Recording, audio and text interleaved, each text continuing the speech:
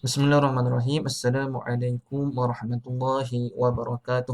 Jadi Alhamdulillah bersama saya lagi pada kali ini Muhammad Ridha bin Muhammad. InsyaAllah kita akan membincangkan berkaitan dengan ilmu Al-Quran dan Al-Qira'at. Dan dalam video kali ini kita akan berkongsi berkaitan Al-Isti'azah. Al-Isti'azah. Apa itu isti'azah? Maka kita akan lihat secara ringkas. Dan kepada para penonton sekalian yang masih baru dalam channel saya, maka jemputlah subscribe channel saya dan share video ini kepada rakan-rakan yang lain supaya sama-sama kita dapat mengambil manfaat insya-Allah. Jadi pada video kali ini kita berbincang berkaitan dengan al-isti'azah. Apakah itu isti'azah?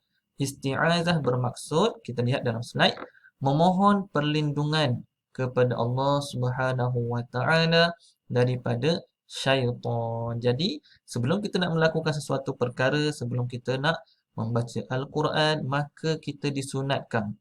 Apa hukum dia? Kita disunatkan untuk membaca isti'azah sebelum memulakan bacaan Al-Quran. Supaya kita semasa kita membaca Al-Quran, kita tidak diganggu oleh syaitan. Sebab kalau kita perasan asal kita nak baca Quran je, tiba-tiba mengantuk. Time kita nak baca Quran je, time tu lah ada orang nak borak. Time kita nak baca Quran je, time tu lah ada macam-macam urusan yang kita fikirkan.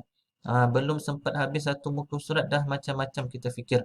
Jadi kita minta pertolongan, kita minta perlindungan daripada Allah supaya kita tidak diganggu oleh syaitan dan juga perkara-perkara yang lain. Jadi apa lafaz dia? Lafaz dia kita semua tahu, kita semua biasa baca, iaitu A'udzu billahi minasyaitonir rajim. A'udzu billahi minasyaitonir rajim. Maka kita disunatkan untuk membaca isti'azah ini. Isti'azah ni boleh kita katakan sebagai istilah ataupun nama kepada bacaan tadi. Okey. Apa maksud a'udzubillahi minasyaitonir rajim? Maksudnya adalah aku berlindung daripada Allah. Aku berlindung dengan Allah daripada syaitan yang direjam. Maka kita nak elakkan gangguan daripada syaitan. Cara bacaan kalau kita lihat di dalam kitab ada banyak.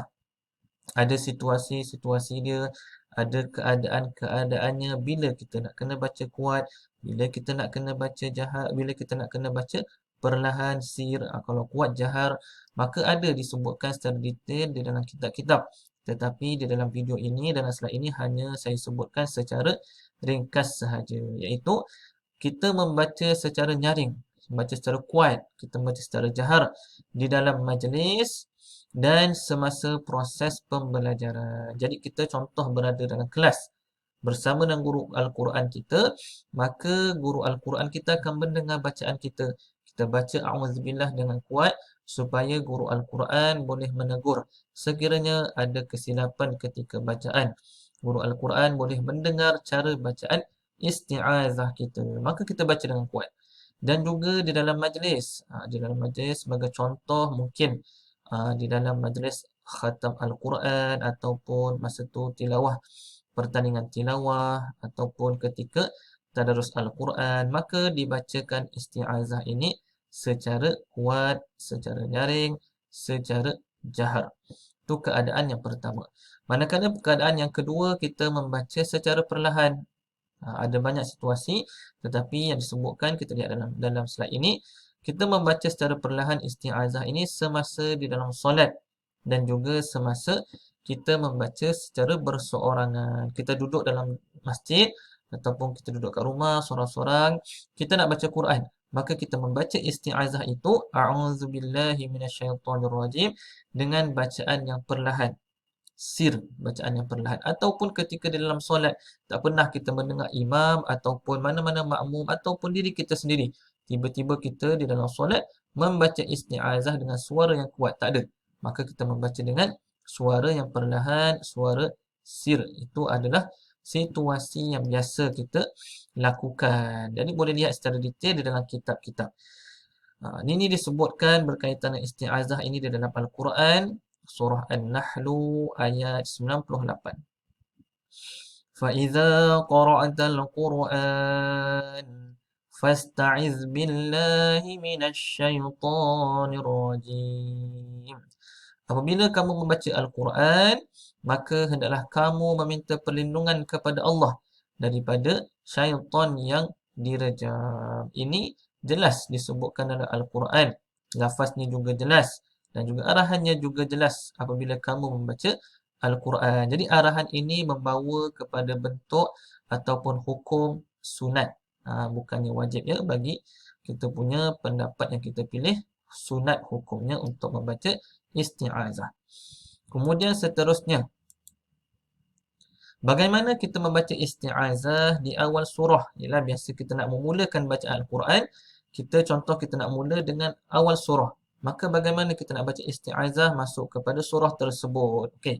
Contohnya di sini ada empat cara bacaan. Yang pertama, kita berhenti pada isti'azah, kemudian berhenti pada basmalah. Ini yang paling utama. Sebagai contoh, A'udzu billahi minasy syaithanir rajim. Bismillahirrahmanirrahim. Berhenti lagi. Qul huwallahu ahad. Kaedah yang pertama, cara yang pertama. Berhenti lepas isti'azah, berhenti lepas basmalah, lepas tu barulah kita masuk kepada awal surah. Cara kedua, berhenti pada isti'azah, kemudian basmalah disambung kepada awal surah. Cara kedua. Okay, contoh kita baca. A'udzu billahi minasy syaithanir rajim. Bismillahirrahmanirrahim. Qul huwallahu ahad. Sambung. Bismillah, basmalah, sambungkan dengan awal surah. Isti'azah tu kita berhenti. Itu cara yang kedua. Cara yang ketiga, menyambung isti'azah dengan basmalah, kemudian baca awal surah. Isti'azah, sambung basmalah, berhenti, waqaf. Baca awal surah. Sebagai contoh, A'udzu billahi minasy syaithanir rajim. Bismillahirrahmanirrahim. Qul huwallahu ahad. Itu cara yang ketiga. Isti'azah, sambung basmalah, waqaf, baca awal surah. Dan cara yang keempat, cara yang terakhir, kita boleh sahaja waslul jami', menyambung isti'azah dengan basmalah. Dan kita sambungkan juga dengan awal surah secara sekaligus. Kita sambung semua sekaligus.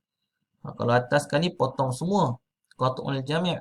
Yang bawah sekali, waslul jami'. Sambung semua sekaligus. Contoh, A'udzu billahi minasy syaithanir rajim. Bismillahirrahmanirrahim. Qul huwallahu ahad. Mudah saja. Jadi cara nak baca isti'azah di awal surah, maka kita mempunyai 4 cara bacaan, 4 kaedah, boleh pilih sahaja yang mana-mana. Yang paling utama adalah kita memotong pada setiap bacaan kita, iaitu di akhir isti'azah, potong, waqaf, kita waqaf pula pada akhir basmalah, kemudian kita masuk kepada awal surah. Boleh sahaja ambil mana-mana. Jadi sekadar itu sahaja perkongsian video kita kali ini. Mudah-mudahan bermanfaat. Kongsikan video ini kepada rakan-rakan yang lain supaya kita tahu cara membaca isti'azah dengan betul, dengan sahih ketika kita hendak memulakan bacaan Al-Quran. Wallahu a'lam. Assalamualaikum warahmatullahi wabarakatuh.